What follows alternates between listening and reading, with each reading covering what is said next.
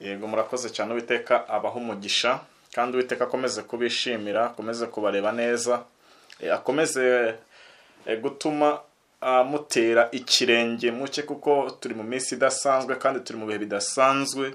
Tugomba kuba abadasanzwe natwe kandi tugakora mu buryo budasanzwe. Ni ukuvuga ngo niba turi mu bihe bidasanzwe tugomba kuba abadasanzwe, kandi kuba udasanzwe ntabwo bivuga yuko ari uko hari ikindi, ahubwo ni uko ugomba kuzura imbaraga ya Mwuka Muziranenge, kandi Mwuka Muziranenge agakorana nawe akakwigisha uburyo ukwiriye kubana n'Imana. Kubana n'Imana rero nicyo kintu rukumbi uyu munsi wa none cyabuze, kandi abantu bitwa ko ari abakozi b'Imana.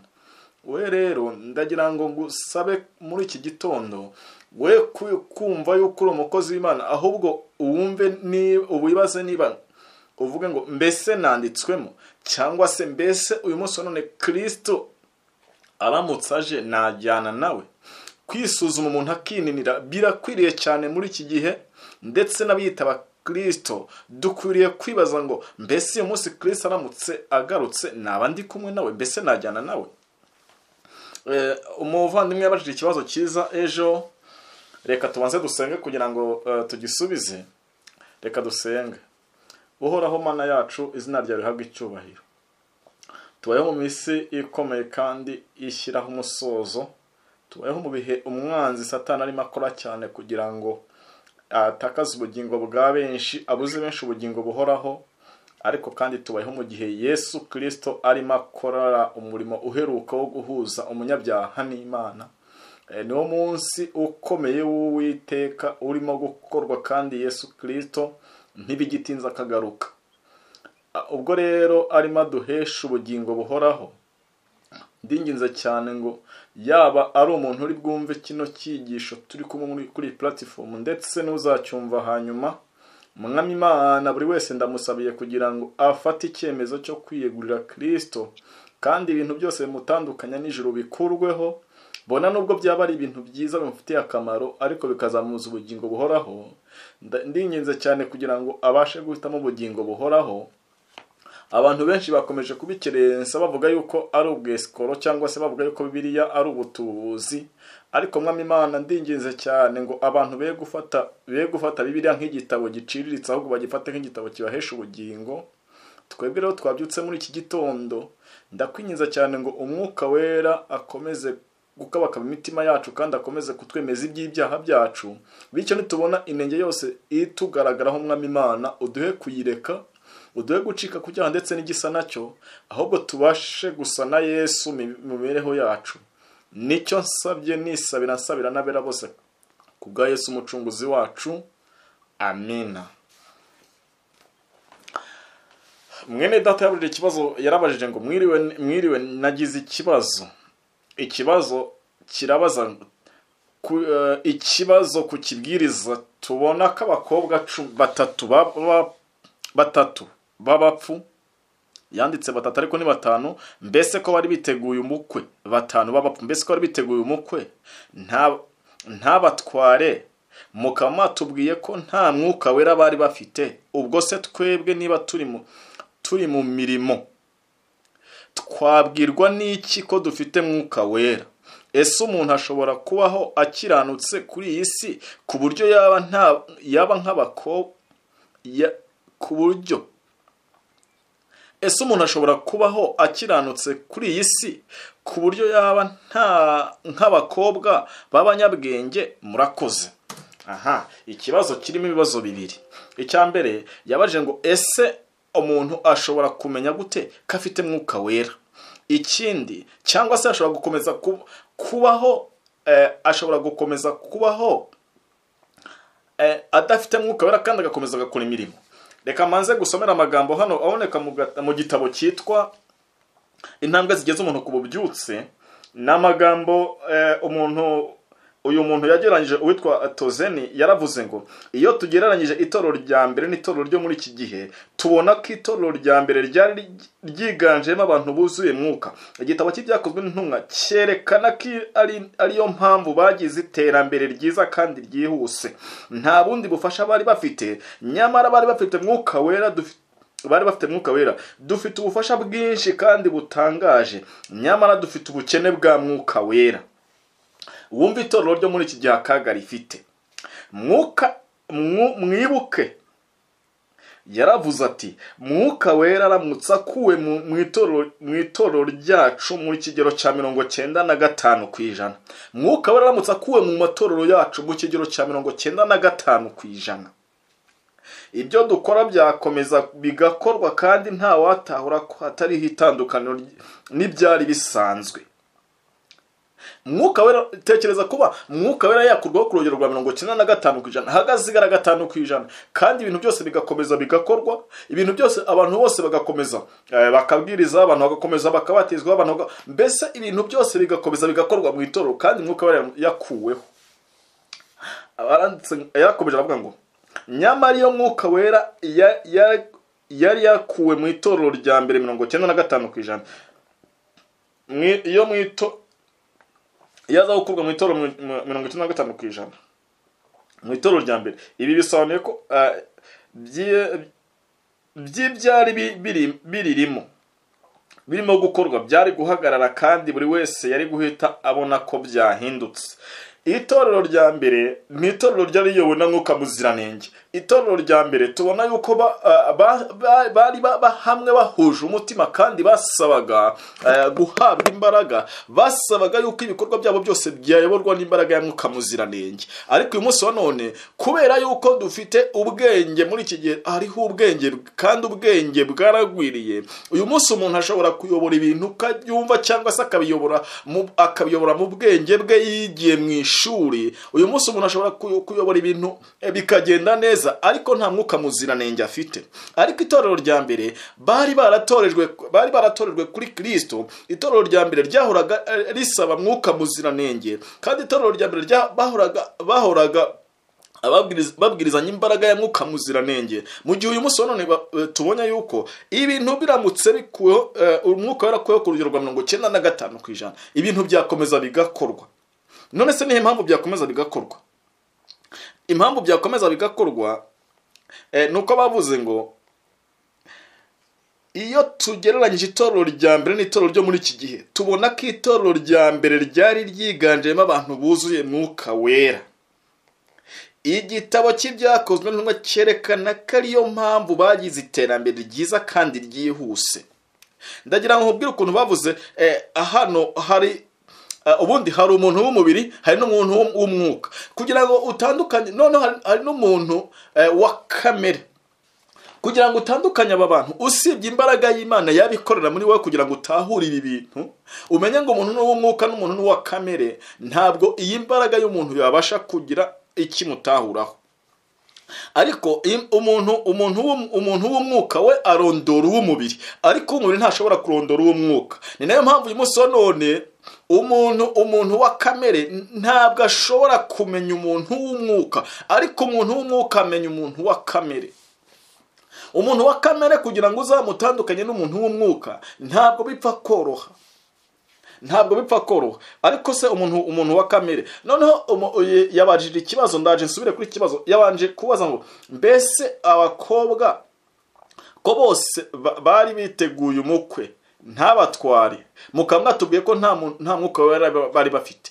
Abakobwa bose bari biteguye, ariko mu myiteguro yabo bari batandukanye. Reka wumve muri iki gitabo mfite cyitwa Intambwe zigeze umuntu ku bubyutse. Nanone uzasome icyigisho kivuga ahera cyane mu ntambara ikomeye. Uzagisome, nicyo nkurangiye, uzagisome neza. Uzabonamo abakobwa 10 cyangwa se abakobwa 5 uko bameze. Uyu munsi none hari abantu bari mu isi ariko batari mu isi. Hari abantu bari mu isi intekerezo zabo zitari mu isi, ahubwo baramaze gukatisha urugendo, bahora ibitekerezo byabo bihora hejuru mu ijuru. Kandi abo ngabo ngo nibo binjiranye n'umukwe. Uyu munsi wa none ibikorwa byabo bikorera mu isi, ariko mu by'ukuri ntabwo imizi yabo ishingiye hano mu isi. Turamaze tuvuga ko abakobwa 5 batariho b'abanyabwenge, nuvuga ngo abantu b'Imana batariho. Abakobwa abanyabwenge bariho kandi bakorana n'Imana umunsi ku munsi. N'abantu bafite Mwuka wera bariho, ariko kugira ngo ubamenye ntabwo wabamenye. nkuko utamenya nkuko uyu munsi umuntu atabasha kubona uko umuyaga uhuha ngo umenye uburyo ubona icyerekezo cyawo gusa kubera ko ubona ibikorwa byawo, ni nako utamenya umuntu ufite mwuka wera, ahubwo ubona ibikorwa bya mwuka wera uburyo bikorwa, ariko ntabwo ushobora kumenya ngo uyu muntu yuzuye mwuka wera. Ariko nubasha kwiga ijambo ry'Imana rizagusobanurira umuntu wuzuye mwuka wera by'ukuri n'udafite mwuka wera by'ukuri.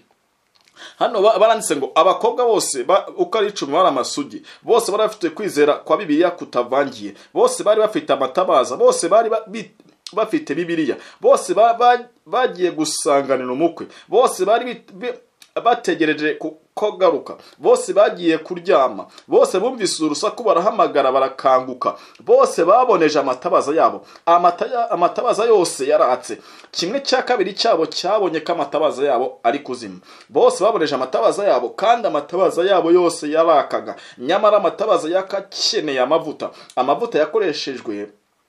Nyuma y'umwanya muto 5 muri bo babonye ko amatabaza yabo ari kuzima. Amatabaza y'abakobwa b'abapfu yabashije kwaka umwanya muto, bitwereka ko hari ikintu cya mwuka wera bari bafite, nyamara nticyari gihagije. Hari amavuta akabije kuba make. Iryo ni ryo tandukaniro ryonyine ryari rihari. Ubwo aba 5 bazaga bagasaba ko babakingurira, Yesu yarasubije ati ntabwo mbazi. Bari bakererewe bikabije gushaka amavuta ariyo mwuka wera, urugi rwakomeje gukingwa. Iyi nteruro Yesu yavuze itwereka yuko umushyikirano tugirana nawe ufite icyo uhuriyeho na mwuka wera. Umuntu wese utemera kuyoborwa na mwuka wera ntabwo azemerwa na Yesu. Mu Baroma igiciro cya 8:8-9 havuga ko harya erega uburyo bari mu butware bwa kamere ntibashobora kunezeza Imana, ariko umuntu wese utagira mwuka wa Kristo ntaba ari uwe. Mu by'ukuri tugira isano na Kristo gusa binyuze muri mwuka wera. Mu rwandiko rwa mbere rwa Yohana igiciro cya 3:24 haravuga hati kandi kitumenyesha ko iguma muri twe n'umwuka yaduhaye. Ibi bisobanuye ko igihamya cyuko nurujwe mwuka wera aricyo gihamya nanone mfite cyerekana yuko nguma muri Yesu nawe akaguma muri nge. Iki nicyo cyari cyabaye kuri mushiki wacu wari ufite hari hano batagiye kuvuga abantu bagize ngo yagize ikibazo. Umukobwa agize ikibazo abona nta kindi kintu akora, afata igihe gihagije. Ni umuryango umwe ngo waje gufata igihe gihagije, ngo ufata iminsi 40. Nyuma y'iminsi 40 ngo baje kubona impinduka, ngo bize ibitabo 2, bize igitabo cy'iminsi yo gusenga, biga n'iki gitabo cyitwa intambwe zigeze umuntu kubyutse, biga mwuka wera uburyo akora, biga mwuka wera barangije babona imbaraga ya mwuka wera. Barangije ngo ku musozo w'ayo masengesho ngo ntabwo bakomeje kuba nk'uko bari, ahubwo ngo biyumvisemo impinduka zitandukanye n'uko bari, kandi ngo biyumvisemo igihe cyose guhora bari kumwe na Yesu, ngo biyumvisemo guhora igihe cyose basabana na Kristo. Igihe cyose ngo amasaha yo yegeraga yumvaga akeneye, ahantu hose yumvaga akeneye kubonana na Kristo. Yaba ngo ari mu iguriro, yaba ngo ari ahantu agenda, yaba ari mu modoka agenda, yaba ari mu muhanda agenda, ngo igihe cyose yumvaga imbaraga ya Kristo iri muri we, kandi igihe cyose yahoraga azamura isengesho akarigeza ku Mana. Iyo yabonaga ikintu cy'imbogamizi agiye guhura nacyo, ngo yahitaga atangira urwo rugendo akavuga ngo Mana umpe kongera kugirana umushyikirano wimbitse nawe.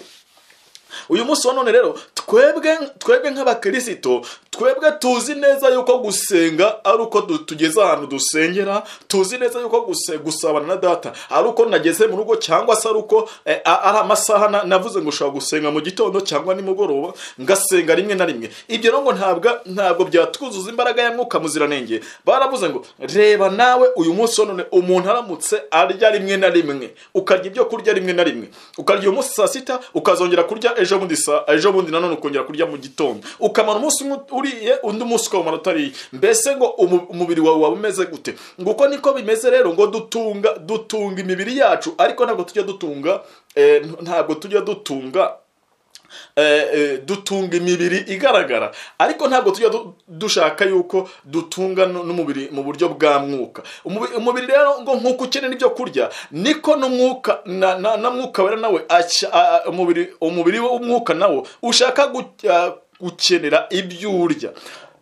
Tugomba kwiga ijambo ry'Imana, kandi ijambo ry'Imana niryo ridutunga, kuko iryo jambo ry'Imana, twibuke Yeremiya, igihe Yeremiya yavugaga ngo yabonaga agatabo, Yeremiya ijambo ry'Imana ngo rya Yeremiya, ijambo ry'Imana ngo hari igihe yumvaga adashaka kurivuga, ariko ngakumva ikibatsi cy'umuriro cyazamutse muri we, akumva ntashobora guceceka. Uyu munsi none rero umuntu ufite imbaraga mwuka muziranenge ahora ashaka yuko ataba wenyine, ahubwo ashaka yuko yabigaburira n'abandi. Uko niko byagendekeye itorero rya mbere, intumwa za Yesu zamamaje ubutumwa bwiza, bityo aho kugira ngo ziceceke ziravuga ziti bona nubwo twasinzira, bona nubwo batwica, ariko tugapfa tuzira uwo twamenye. Uyu munsi none ntabwo umuntu wamenye izina rya Yesu yicara gusa atarimo agaburira ngahereza abandi.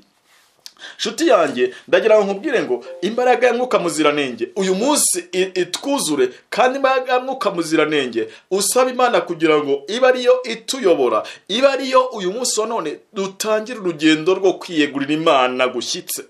Kwiyegurira Imana kugomba kubaho iminsi yose, kugomba kubaho buri mwanya wose ubonye ugomba kwiyegurira Imana. Igihe cyose ugomba guhora wisuzuma ukareba niba ukiri mu mbaraga y'ijuru. Igihe cyose ugomba ukareba ese umwanzi ni gute yanteye.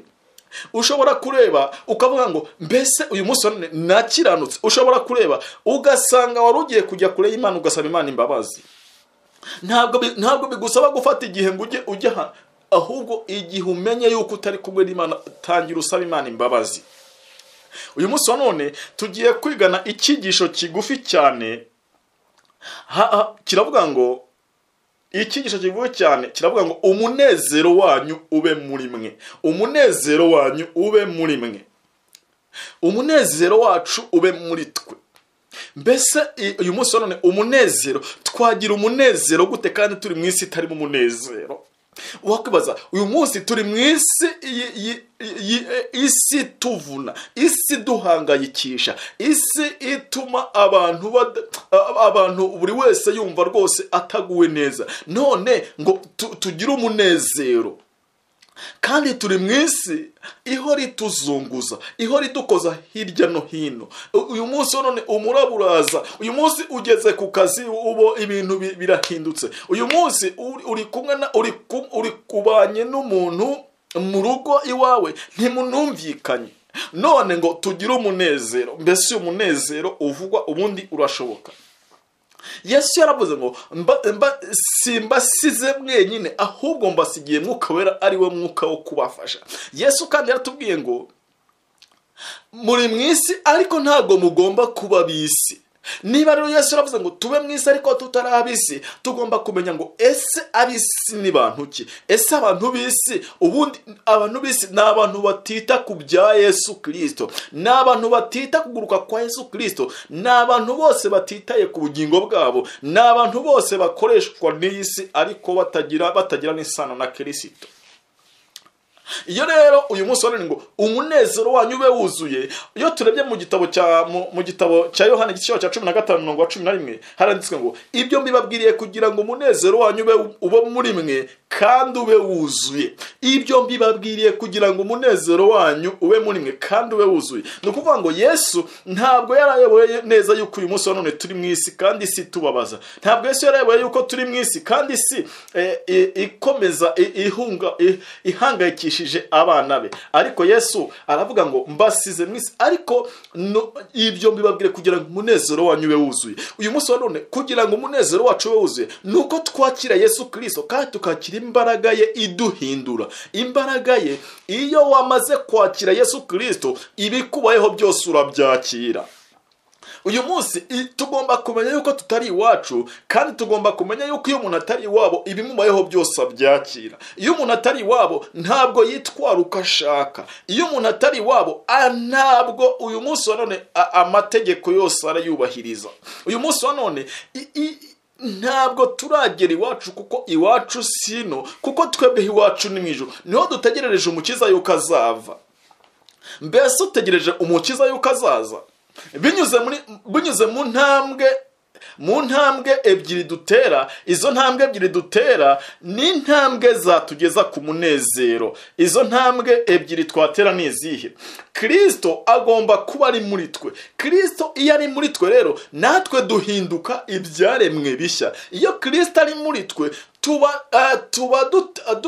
dutangiye urugendo, tuba tumeze nk'abakobwa 10, kuko Kristo duhora tubeshwaho nawe. Guhora ubeshejweho na Yesu rero ni ikintu cy'ingenzi. Iyo Kristo ari muri twe tuba dufite umunezero utagira ikirogoya. Muri we dutangirana na Yesu twitoza kubana na Kristo, dutangirana kwitoza kuba turi kumwe na Yesu. Iyo turebye mu gitabo cy'Abakorisayo, igice cyaho ni icyambere, Abakorisayo igice cyaho cyambere, umurongo waho ni wa 17. Abakorisayo igice cyaho cyambere umurongo wa 17 haranditswe ngo yabanjirije byose, kandi byose bibeshwaho nawe. Iyo turi muri Kristo rero ni ukuvuga ngo tuba tubeshejweho nawe. Kubeshwaho na Yesu rero ni ukumva neza yuko aho uri hose uri kumwe na Kristo, kumva yuko ibyo ukora byose uri kumwe na Yesu, kumva yuko ibyo ukora byose uri kumwe n'Imana, kumva yuko aho uri kumwe na Yesu ibyo bizakubashisha na bya bitero byose umwanza kugabaho, kumva yuko aho uhagaze uri kumwe n'Imana.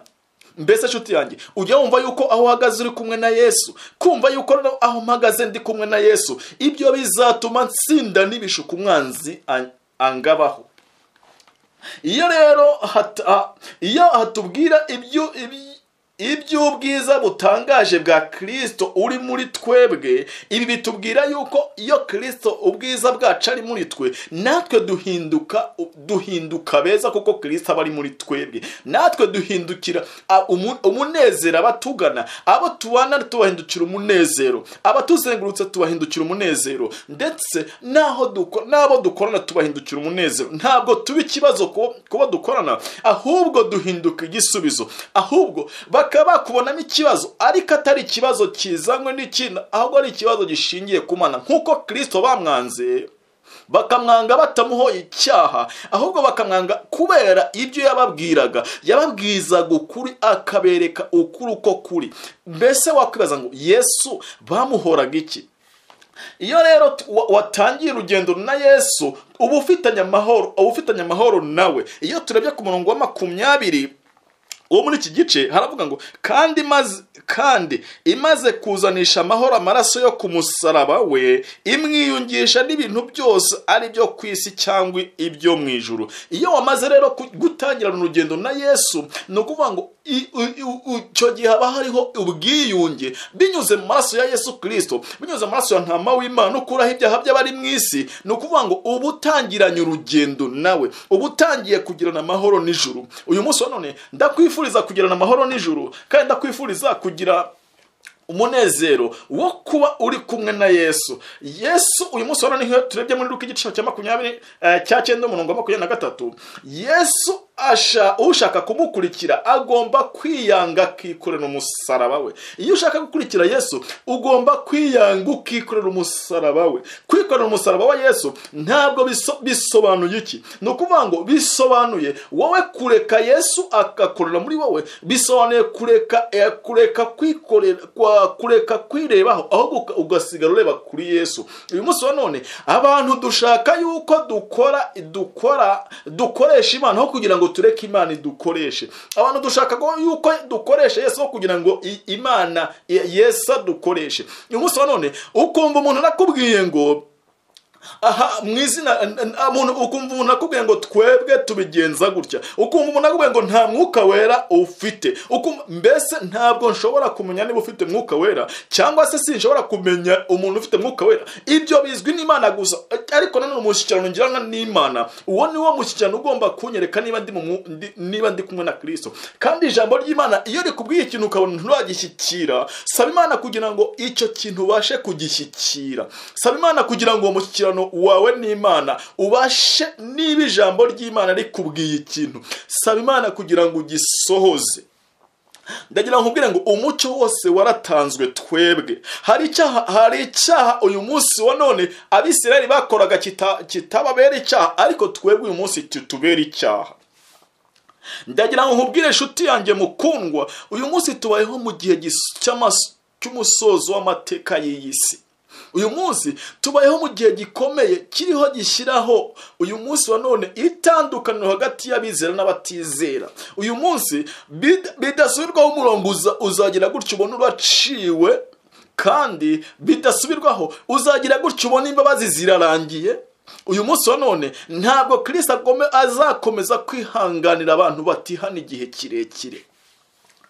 Kwiyanga bisobanuye kureka Yesu akaba ari we umugenga w'ubuzima bwawe. Kwikorera umusaraba ntibisobanuye ko tuzahorana ingorane muri ubu buzima, bisobanuye ko tugomba kwanga inarijye yacu buri munsi. Ntabwo kwikorera umusaraba wa Kristo Yesu yavugaga ari uko uyu munsi ahubwo tugomba kwiyanga, tugomba kumva yuko twebwe uyu munsi wa none tugomba kureka Yesu agakorera muri twebwe. Tugomba kureka Kristo akaba ari uganza muri twebwe. Mu gihe cya Yesu umuntu yabaga yikoreye umusaraba, yabaga yakatiwe urwo gupfa, bityo akaba yerekeye aho ari bwicirwe. Niyo mpamvu Yesu yabwiye abantu yuko uyu munsi none kumukurikira ntabwo ari ukuvuga ngo uzabona ibyiza, ahubwo gukurikira Yesu ni ukwiyanga nyine, ukemera guhura n'ingorane zose ugomba guhura nazo muri ubu buzima. Ishuri rya Kristo se ryo naryo rigomba kugira ikizamini umuntu atsinda. Kandi ikizamini ni ikihe? Ngo mu bigeragezo niho umukristo yerezwa. Uyu munsi hari igihe utuntu tugeraho twebwe tugatangira tukava ku Mana. Uyu munsi iyo uhuye n'uburwayi witwara gute? Mbese uyu munsi wa none iyo mpuye n'ikigeragezo mbese ntabaza ijuru cyangwa mbaza kureba abakomeye? Shuti yanjye, ijuru ryose ryiyambuye icyubahiro ku bwanjye. Ijuru ryose ryiyambuye icyubahiro kugira ngo njyewe umunyabyaha mporane umunezero. Kugira ngo njyewe umunyabyaha, wa wundi w'impezamaryo, wa wundi wacumuye, ntabwo twitwa abanyabyaha kubera ko twakoze ibyaha, ahubwo kubera kamere yacu n'ubunyacyaha. Ntabwo tugomba gukora icyaha kuko turi abanyabyaha, ahubwo tugomba guhora dusaba Imana kugira ngo itweze kandi dutunganye, iturinde gukora icyaha. Uyu munsi wa none uzatungurwa nuko umuntu atagukoreye ibyiza, kuko muri kamere muntu nta cyiza kibamo. Muri kamere yanjye nta cyiza kibamo, ahubwo kubwo gufashwa na Yesu yambasha gukora ibyiza. Niyo mpamvu rero Yesu yabwiye abamukurikiye ko bagomba kwitegura ibirushya bazahuriramo nabyo muri iyi nzira, bishobora no kuzageza ku rupfu bazira iryo zina. Mbese reka nkubaze, abahungu b'Abaheburayo baziraga iki igihe bari i Babuloni? Igihe abahungu b'Abaheburayo baziraga yuko banze kuramya igishushanyo, baziraga yuko banze kubarira Imana itari Imana yo mu ijuru. Ariko baravuga bati utari buramye iki gishushanyo arashyirwa mu itanura. Banyegeza itanura inshuro 7, bahabwa amahirwe yo kugira ngo bisubireho, ariko bari bafitanye ibanga n'ijuru. Baravugaga bati naho Imana yacu itadukiza ntabwo dushobora rwose kudohoka. Mbese uyu munsi none wowe ushobora gufata icyemezo ukavuga ngo ushobora gufata icyemezo ugashyira ubuzima bwawe mu biganza bya Yesu. mbese uyu munsi wa none ushobora kureka Yesu akaba ari gukorana nawe. Ndakurarikira kugira ngo uyu munsi ukorane na Yesu. Dukuzwa n'ibyo tunyuramo mu byamwuka, sinzira igororotse kuko Yesu yaramwanze kandi nta cyaha yakoze. Uyu munsi sinzira igororotse mu byamwuka. Yesu yahuye n'ingorane nyinshi cyane kuri isi kuko nabo yaje gukiza nibo bamwishe. Kandi Yesu aravuze ngo umugaragu ntaruta shebuja. Niba baramwanze natwe bazatwanga. Niba uyu munsi none Yesu Kristo baramurwanije natwe, ntabwo ushobora kuvuga ibya Yesu ngo ubane amahoro n'isi. Ariko kandi wowe kugirana umuntu n'umwe ugirana ikibazo nawe, uyu munsi none ndagira ngo nkugire inama ngo urebe ese muri wowe nta muntu mufitanye ikibazo.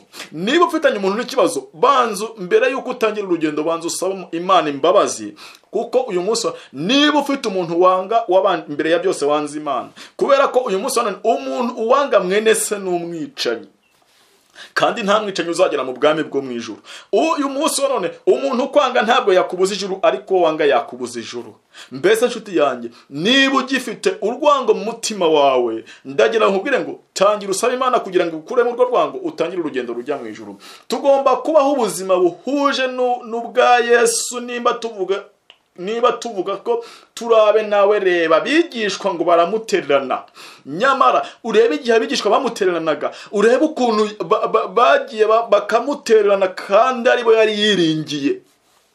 Mbese uyu munsi wa none utekereza niba baratereranye Yesu, uyu munsi wa none bizagenda bite? Ariko umusozo w'urugendo baje kwiyegurira Yesu, Mwuka Wera amaze kubuzura, baje kwiyegurira Yesu. Ubundi kamere yacu ntabwo ikunda iby'Imana, kamere yacu irwanya iby'Imana, kamere yacu ni mbi cyane. Ariko ndagira ngo nkubwire ngo iyo Yesu yageze mu mutima uhinduka mushya. Ibyo wangagura bikunda, ibyo wakunda gukabya.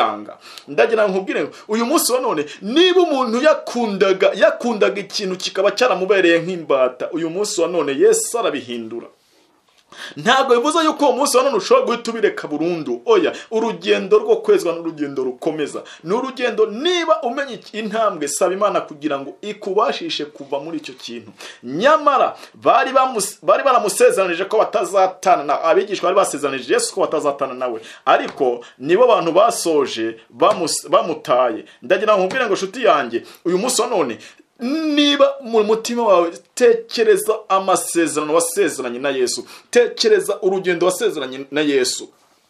Reka dusome mu Bakolosayi igice cya 1:21. Namwe abari baratandukanijwe n'Imana kera, mukaba mwarabanzi bayo mu mitima yanyu no kubw'imirimo mibi, none yiyungishije namwe urupfu rwo ku mubiri we, ngo abashyire imbere yayo muri abera n'abaziranenge mutagawa. Niba muguma mu byo twizera, mwubatswe neza ku rufatiro mutanyeganyega, kandi mutimurwa ngo muvanwe mu byiringiro biheshwa n'ubutumwa mwumvise,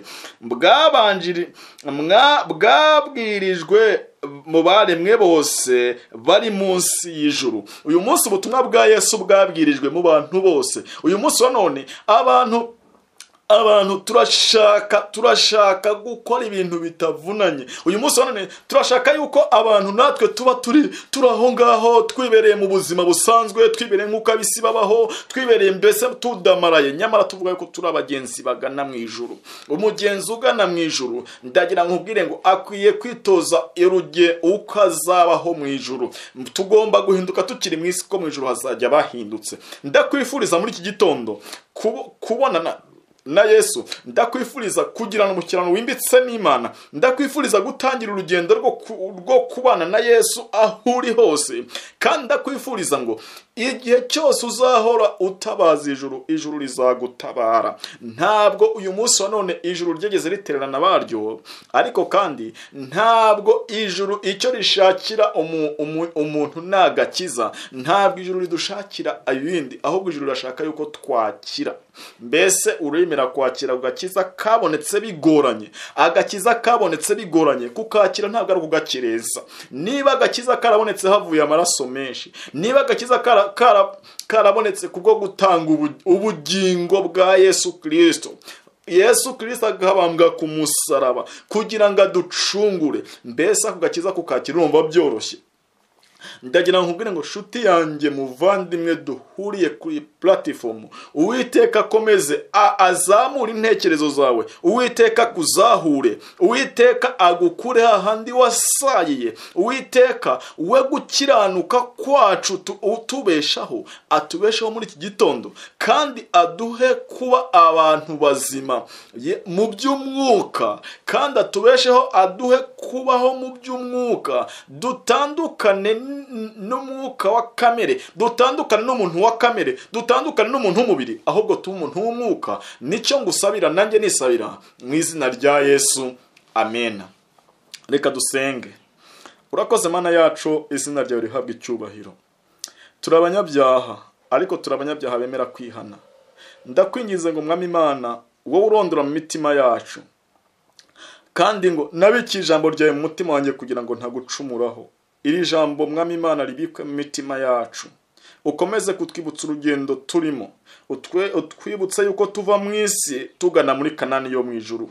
Niba Abisirayeli bavaga muri Egiputa bajya muri Kanani yo mu isi, niba abantu barabashije kugwa mu butayu ntibagire muri Kanani yo mu isi, mbese twebwe tujya muri Kanani yo mu ijuru byadutwara imbaraga zingana iki kugira ngo Mwami Imana tubashe kugera mu bwami bwawe? Niba Mose yarakoze icyaha kimwe ntabashe kugera muri Kanani yo mu isi, natwe uyu munsi wa none dushobora gukora icyaha cyafunga amarembo y'ijuru.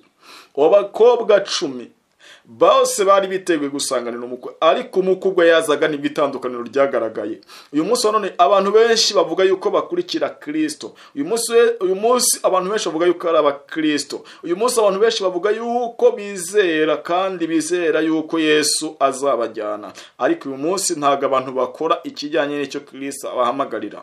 Ndinginze cyane ngo muri iki gitondo uduhe gukora ibyo Kristo yaduhamagariye, uduhe kubana kujyana umushyano wimbitse n'ijuru, uduhe kugirana umubano n'ijuru. Kandi Mwami Imana, urugendo rwacu turutangire neza, uduhe gutangira urugendo rwacu neza mu by'umwuka, kandi Mwami Imana uturinde kuzagira amahenuka mabi, uturinde kuzagira amahenuka nk'aya Asa, ahubwo Mwami Imana imibereho yacu yose tuyishyize mu biganza byawe. Mwami Imana, niba tuvuze yuko tukwiyeguriye, niba tuvuze yuko turambitse imibereho yacu mu biganza byawe, reka Mwuka Muziranenge aba ari we utuyobora, kandi twe kwiyobora, ahubwo iki ijuru ridusaba tube aricyo dushyira mu bikorwa. Nicyo nsabira umuntu wese, nanjye nisabira kubwa Yesu umucunguzi wacu, amen.